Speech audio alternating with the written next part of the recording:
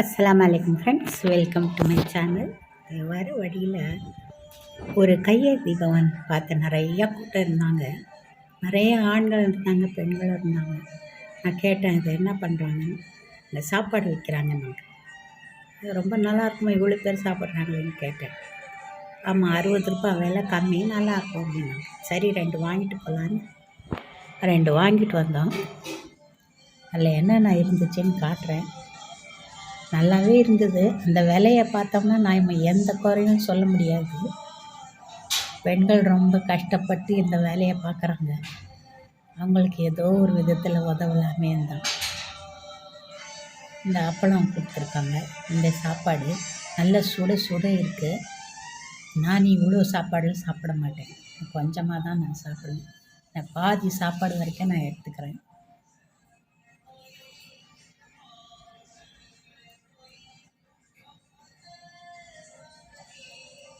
இது உருளைக்கிழங்கு பொரியல், அப்பளம் உருளைக்கிழங்கு பொரியல் கொடுத்துருக்காங்க. அப்புறம் என்ன கொடுக்கலான்னு பார்க்கலாம். மோர்,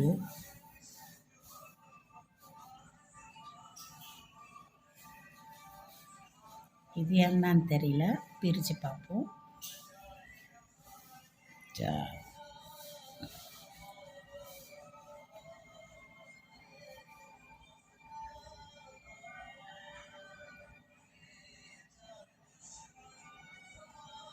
இது கறி குழம்பு, இது எனக்கு வேண்டாம்.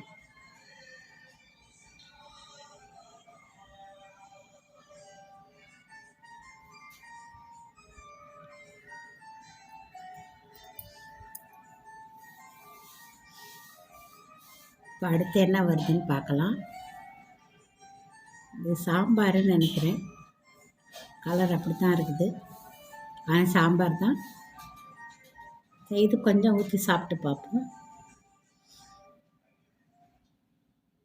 அடுத்து என்ன வருது? அடுத்து ரசம். நல்லா தண்ணியாக இருக்குது, அதனால் அது ரசமாக தான் இருக்கும்னு நான் நினச்சிட்டேன். எதுக்கும் பார்த்துக்கலாம். சில நேரம் மீன் குழம்பு கூட அதே மாதிரி இருக்கும், ரசம் மாதிரி. ஆமாம், ரசம்தான்.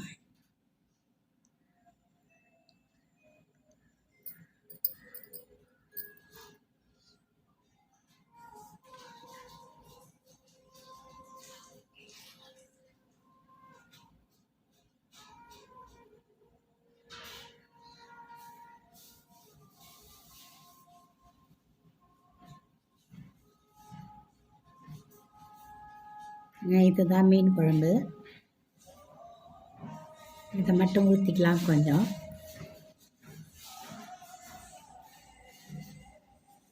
அதில் எதுவுமே இல்லை, எந்த ஒரு முள்ளும் இல்லை, எந்த ஒரு மீனோட வாசனையத்தோட வேறு எதுவுமே கிடையாது. பரவாயில்ல, 60 ரூபாய்க்கு இது கொடுக்கறது ரொம்ப சந்தோஷமாக தான் இருந்துச்சு. பாவம், அவங்க வியாபாரம் நல்லா சிறந்து இன்னும் நிறைய அளவில் செய்யலான்னு வாழ்த்துறேன். சாதம் கூட நல்லா இருந்துச்சு, பொன்னி அரிசி சாப்பாடு தான். எப்படி இது கட்டுப்படி ஆகும்னு எனக்கு தெரியல. ரொம்ப கஷ்டமாக இருக்கும். அதாவது கேஸு இல்லாட்டி விறகு அடுப்பு இதெல்லாம் செஞ்சு வேலையாட்களுக்கு கூலி கொடுத்து, இதை பொட்டலமாக கட்டுறவங்களுக்கு கூலி கொடுத்து இவ்வளோவெல்லாம் பண்ணுறாங்களே, ரொம்ப கஷ்டம்தான். நினச்சி பார்க்க கஷ்டமாக தான் இருக்குது. அதனால் அதில் எந்த குறையுமே சொல்கிறதுக்கு இல்லை எனக்கு. உருளைக்கிழங்கு சாப்பிட்டேன், மீன் குழம்பு சாப்பிட்டேன், அப்புறம் கொஞ்சம் சாம்பார் ஊற்றி சாப்பிட்லான்னு போட்டேன். சாம்பார் நல்லா தான் இருந்துச்சு, நான் கொஞ்சமாக தான் ஊற்றிக்கிட்டேன்.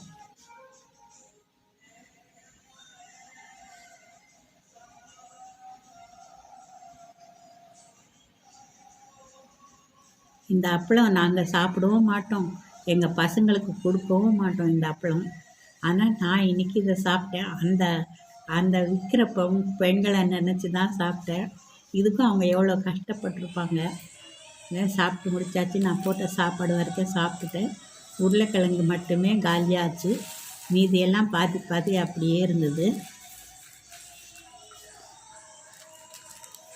மீன் குழம்பு, சாம்பார், ரசம், மோர், கறி குழம்பு எல்லாமே அப்படியே தான் இருந்துச்சு.